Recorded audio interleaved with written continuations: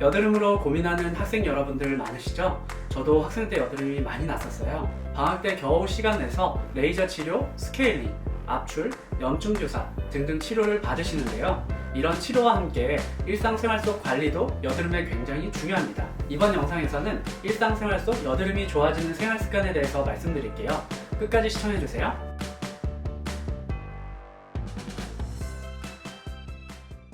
안녕하세요. 당신의 피부에 광이 나는 그날까지 피부과 전문의 닥터 피부광입니다. 이번 영상에서는 여드름으로 고민하는 학생 여러분들의 여드름이 좋아지는 일상생활 속 생활 습관에 대해서 말씀드리겠습니다. 여드름이 좋아지는 생활 습관 첫 번째, 얼굴에 손대지 마세요. 손에는 눈에는 보이지 않지만 세균이 정말 많아요. 그래서 얼굴에 손을 대는 행위는 얼굴에 여드름균을 이렇게 심어주는 행위가 됩니다. 그래서 여드름이 더 많이 생길 수 있기 때문에 손을 안 대는 것이 좋고요. 가만히 놔두면 여드름이 저절로 좋아지는데 학생 여러분들은 공부하면서 스트레스 받으면 손을 얼굴에 대고 튀어나온 것들을 뜯어내는 습관이 있어요.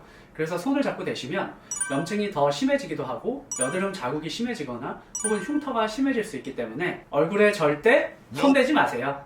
여드름이 좋아지는 생활 습관 두 번째, 하루 2회 꼭 세안하세요. 여드름의 원인은 간략하게 말씀드리면 각질, 피지, 여드름균, 염증 이렇게 네 가지로 말씀드릴 수 있어요. 각질이 쌓여서 모공을 막는 것을 예방해주고 피지를 적절히 제거해주기 위해서 하루 2회 세안이 굉장히 중요해요. 아침에는 자는 동안 올라온 각질이나 피지 그리고 이불이나 베개에 묻은 먼지가 같이 엉켜서 모공을 막을 수가 있고요. 저녁에는 낮 동안 올라온 각질과 피지 그리고 선크림이나 각종 메이크업 제품을 바르신 경우 그런 것들이 같이 모공을 막을 수 있기 때문에 아침 저녁으로 하루 2회 꼭 세안해 주시는 것이 필요합니다. 세안을 적게 하면 각질과 피지가 쌓여서 여드름이 더 잘 생기기 쉽고요. 세안을 지나치게 많이 하면 피부 장벽이 망가지면서 여드름이나 주사피부염이 심해질 수 있어요. 그래서 하루 2회 정도의 적절한 횟수의 세안을 하는 것이 굉장히 중요합니다. 혹시 피지 분비가 지나치게 많거나 아니면 낮에 운동을 하셔서 땀이나 노폐물들이 피부에 많이 쌓여 있는 경우 낮에 1회 정도 추가로 세안을 하셔서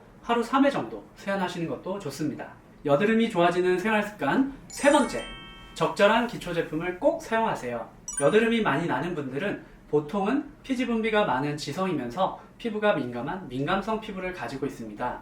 그래서 지성, 민감성에 적절한 제품을 선택하셔서 꼭 사용해 주시는 것이 좋은데요. 피지 분비가 많기 때문에 약산성이면서 세정력을 적절히 갖추면서 사용하셨을 때 피부에 자극을 주지 않는 그런 제품을 선택하셔서 하루 2회 꼭 세안해 주시는 것이 좋고요. 적절한 보습도 중요한데요. 개기름이 잘잘 흐르는데 무슨 보습이야? 라고 생각하실 수도 있어요. 그런데 우리 피부는 보습을 잘 해주지 않으면 오히려 피지 분비를 늘리기 때문에 오일 함유가 적은 로션 타입의 보습제를 선택하셔서 보습을 적절히 잘 해주시는 것이 좋습니다. 그래서 기초 제품을 선택하실 때는 먼저 논 코메도제닉 그리고 오일 프리 제품을 선택하시는 것이 좋고요. 또 직접 사용하셨을 때 자극감이 없는 제품을 선택하시는 것이 좋습니다. 요즘은 화장품 판매처에서 지성이나 민감성 등 피부 특성에 맞는 제품을 추천해주기 때문에 이런 제품 위주로 선택하시면 좋고요. 어떤 제품을 선택하는 것이 좋을지 모르겠는 분들은 피부과로 내원하시면 피부 타입에 맞는 적절한 제품을 추천해드립니다. 여드름이 좋아지는 생활 습관 네 번째, 앞머리로 이마 가리지 마세요. 최근 코로나로 마스크 사용이 늘면서 여드름이 많이 발생하는 분들이 늘어나고 있습니다. 마스크를 사용하게 되면 마스크 안이 따뜻해지면서 습해지게 돼요. 그렇게 되면 피지 분비가 늘어나면서 여드름균 증식이 활발해집니다. 이런 고온다습한 환경이 되면 여드름이 잘 발생하게 됩니다.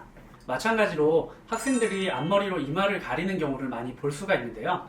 보통 사춘기의 여드름은 T존을 따라서 이마와 미간, 코, 그리고 나비존을 따라서 생기는 경우가 많아요. 그래서 앞머리로 이마를 가리고 싶은 마음은 이해하지만 앞머리로 이마를 가릴 경우 마스크를 쓴 것과 같은 효과를 낼 수가 있습니다.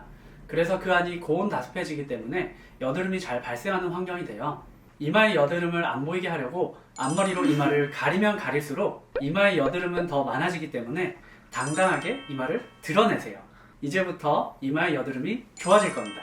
여드름이 좋아지는 생활 습관 다섯 번째, 여드름에 나쁜 음식 줄이세요. 제가 이전에 올린 영상에서 여드름과 음식의 관련성에 대해서 다뤘는데요.